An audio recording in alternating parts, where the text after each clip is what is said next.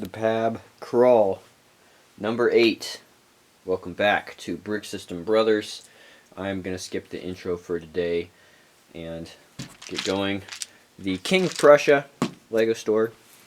I think it's in Pennsylvania, so this would have been now on the return portion of my road trip, working my way back from the East Coast in July of last year.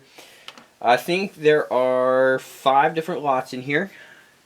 Got a couple different things, so not as much variety as other cups, but some interesting parts. Probably get the 5 main lots in one go here. The 1x4x2 light yellow arch, a so-called Friends color that I think could be used as an kind of an alternate nice backup color in a modular, possibly. So trying to get enough of these parts to have a color scheme, complementary color is the word I was looking for, to kind of complement another more regular tone. So possibly one of the nougat colors, or maybe even a green, maybe a blue. Not really sure what this would pair up with yet. Dark blue would look good, and of course white, a neutral color there. But yeah, just starting to stockpile some of these light yellow pieces, part of that initiative. A pearl gold special kind of compound slope finishing part there, and then really standard bow, 1x2. It's a nice part for getting certain curvatures. This is used in a variety of ways in the modular line, so several of those in red. The humble 1x2 plate in dark blue, and the styled arch here, where we've got kind of the this different curvature. Instead of being a continuous bow, this one has kind of this inflection point in the middle.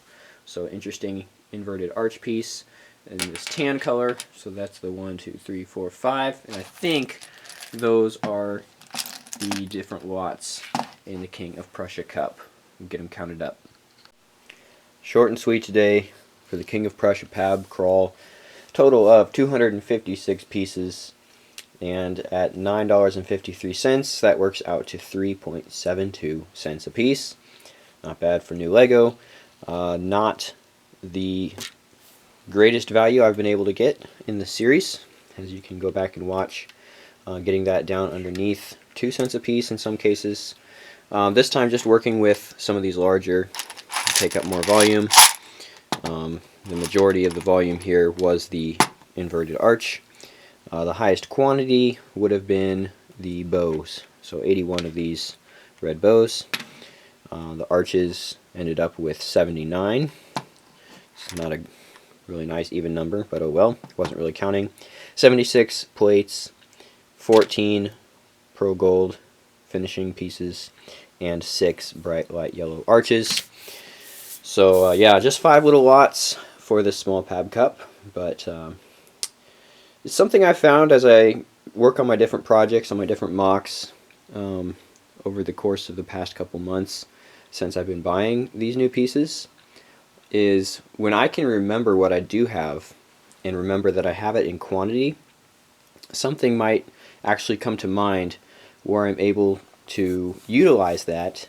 In many cases, I've kind of historically always thought about having a good variety of parts in my collection from years of buying bulk, but generally not getting certain pieces in quantity like you do from the Lego store.